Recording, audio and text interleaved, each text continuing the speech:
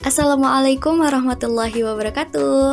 Halo semuanya, perkenalkan saya Ade Rezeki Santoso, mahasiswi program studi ilmu perpustakaan Universitas Islam Negeri Sumatera Utara. Nah, kali ini saya ingin membahas sedikit tentang mobile library, khususnya pada Jakarta Digital Library. Mari kita kulik bersama-sama. Sebagai refleksi, mobile library merupakan perpustakaan dalam jaringan yang dapat diakses dimanapun dan kapanpun melalui perangkat digital seperti handphone, laptop, komputer, dan sebagainya. Mobile Library iJakarta dapat diakses pada website https://ijakarta.id, Play Store, iOS, atau PC, tergantung pada perangkat digital apa yang pengguna gunakan. Nah, di dalam mobile library terdapat fitur-fitur yang disediakan untuk memberikan pelayanan kepada pemustaka. Fitur-fitur yang akan kita bahas kali ini terkhusus pada fitur-fitur layanan sirkulasi di iJakarta, Jakarta Digital Library.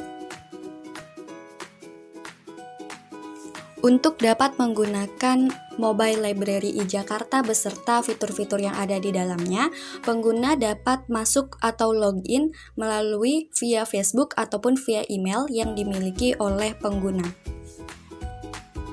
Sekarang kita masuk kepada inti layanan sirkulasi di mobile library iJakarta.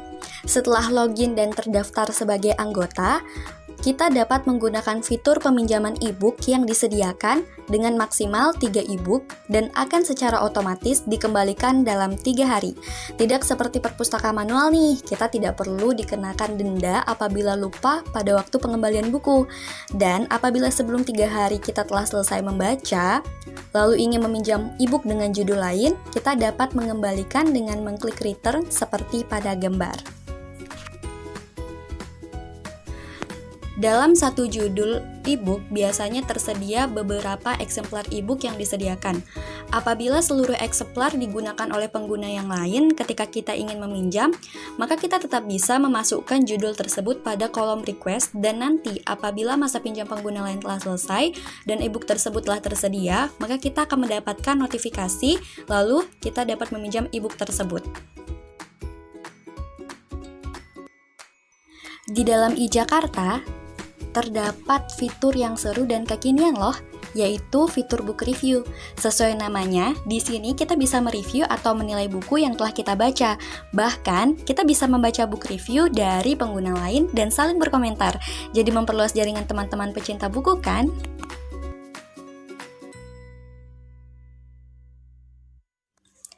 Sepertinya beberapa fitur di atas dijalankan secara otomatis oleh sistem ya. Terkesan peran pustakawan menjadi pasif. Eits, tunggu dulu. Ada fitur layanan referensi yang pustakawan berperan aktif dan secara langsung berkomunikasi dengan pengguna mobile library nih. Layanan ini bisa banget kamu gunakan untuk berdiskusi dengan pustakawan. Dalam mobile library iJakarta terdapat kelebihan dan kekurangannya.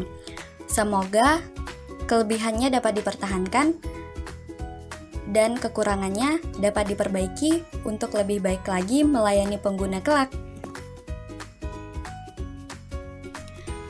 Beberapa kelebihan mobile library iJakarta adalah sebagai berikut. 1.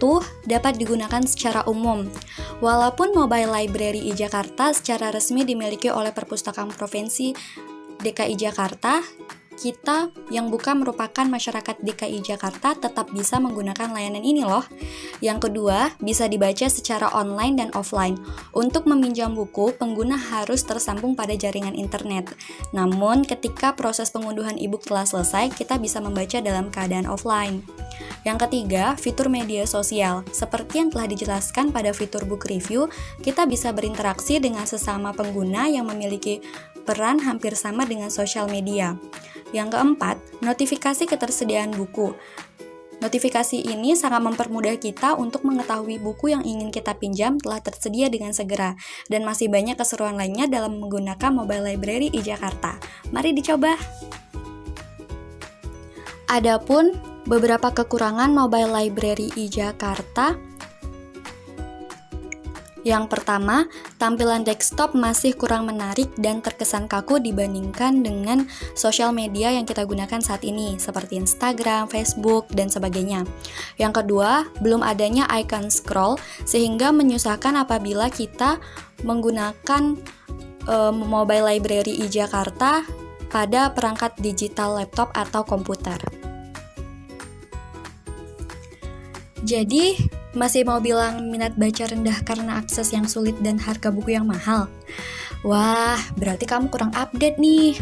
Perpustakaan telah bertransformasi sedemikian pesatnya dengan secara proaktif menyediakan layanan yang terbaik untuk pengguna, serta menjangkau berbagai lapisan masyarakat untuk tetap bisa mengakses layanan perpustakaan dalam memenuhi fungsi perpustakaan untuk mencerdaskan kehidupan bangsa dan pendidikan sepanjang hayat. Dengan mobile library, mengikis pemikiran bahwa perpustakaan adalah lembaga yang statis dan kaku bagi milenial kekinian.